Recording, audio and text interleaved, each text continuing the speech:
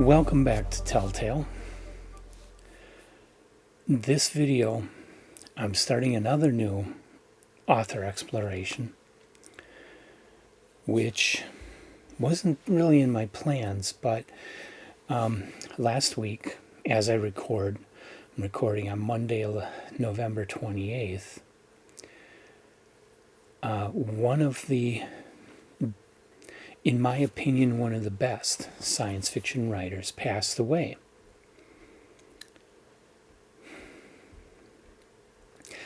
And it's someone I've never met. I've never met anybody. Briefly saw Larry Niven, but didn't get to talk to him at all. I've never met anybody in the genre, or I've never really corresponded with any of the authors online or anything like that.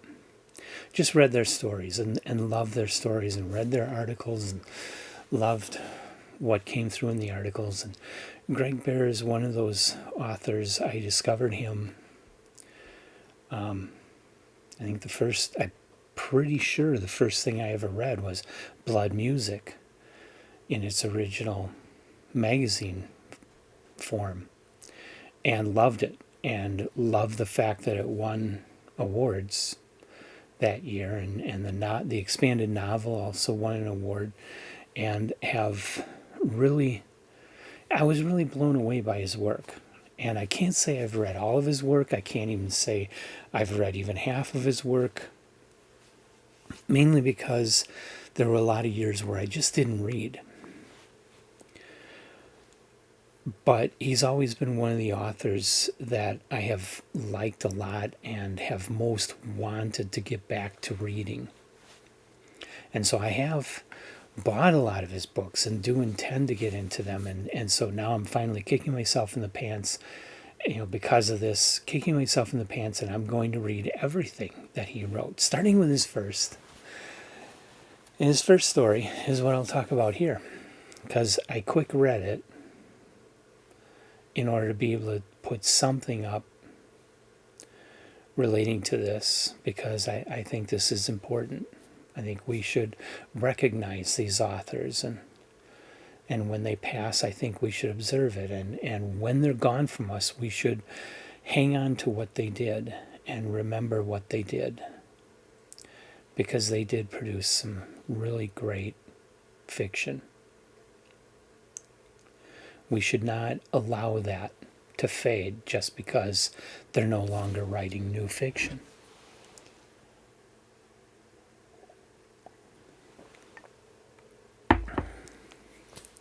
So I kind of look things up. His very first story, Destroyers, it was professionally published, but he was only a teenager. I'm not exactly sure how old he was, but he was in his teens.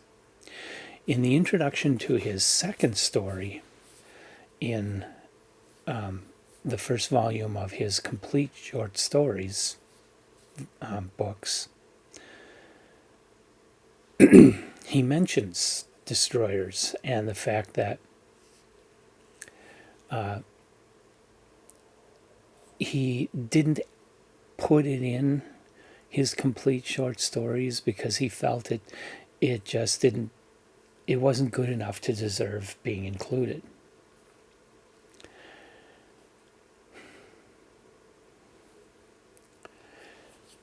But the story was published in Famous Science Fiction Tales of Wonder, which was edited by Robert Lowndes. And the issue he was in is the April 1967 issue.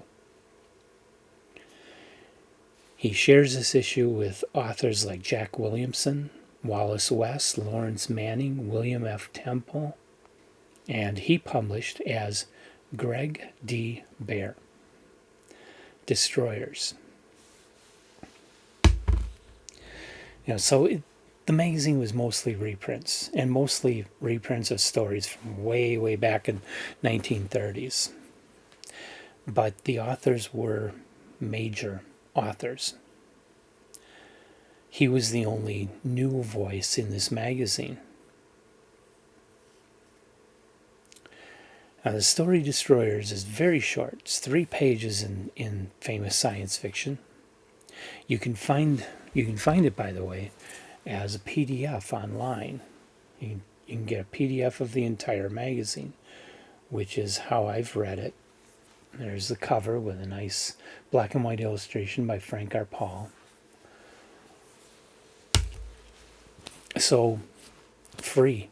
Or you can dig up the actual magazine. I kind of looked it up, and yes, it is available for purchase from some of the used booksellers online in various states of condition, and selling typically for around $20 for a copy, and some more expensive, depends on the condition. So I went the free route mainly because I wanted to get this done right away. What is Destroyers about? Destroyers is about this world. It doesn't specify, but I assume it's a future world, though it could be an alternate world or an alien world. It never really specifies, but it feels like a human world, just with a very different political system. So either future or alternate. And in this world, the government issues licenses for anybody who wishes to kill somebody that they have ideological differences with.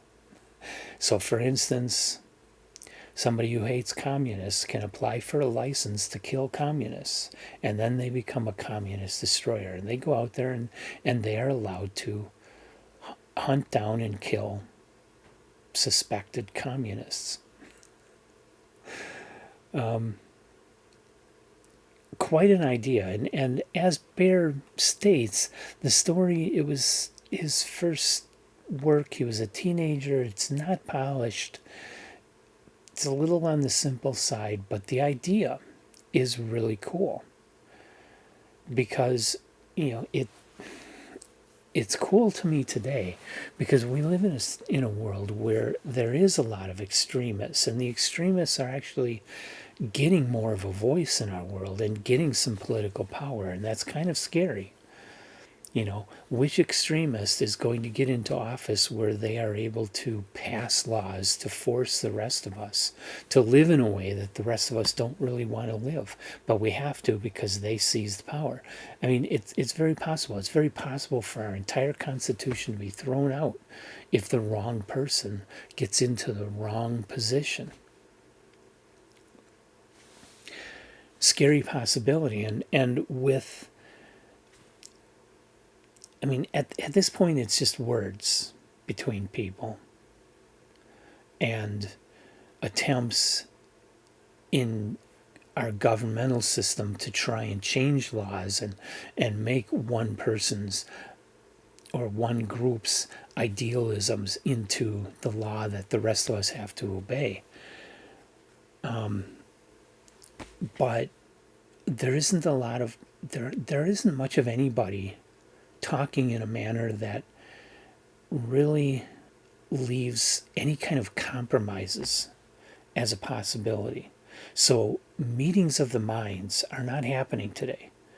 All we have are wars of words going on, and one side completely blinding itself. No matter what the other side says, no matter what the other side does, the one side will have nothing to do with it because it's the other side that came up with it, and no compromise on that.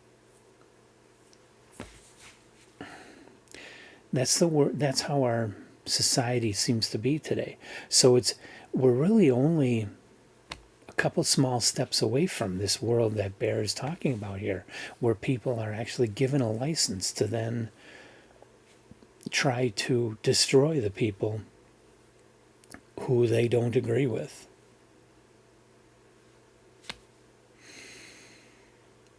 I don't think you would be able to talk to anybody in our world today that would say, yeah, that's a good idea. Not even the most extreme extremists are going to publicly state that they would like to see the death of everybody who doesn't agree with them.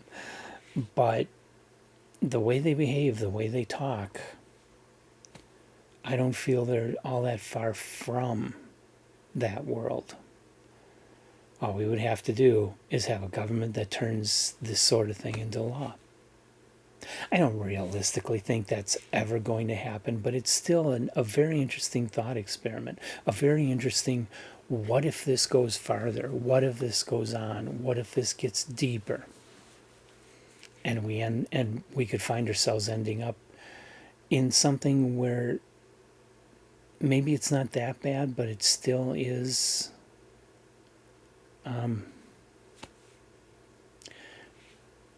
not what any of us would really like to be living in.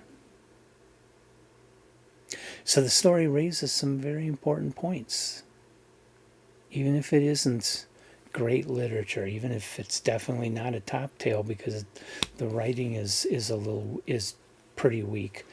I think it still was a very good start. It shows the mind behind the science fiction written by Greg Bear, and really shows that the rest of his work, where he did become a stronger writer, is definitely worth checking out, definitely worth reading, and definitely worth preserving now that he's gone. We're not going to get any new Greg Bear. We should not forget the contribution that he has made because it's valuable. He wrote some great stuff. So, tell me what you think. Leave your comments. Like us, subscribe to us. Come on back for more. I'm going to be going through, in order of publication, everything I can get my hands on by Greg Bear. Till then, I hope you enjoy whatever you're reading.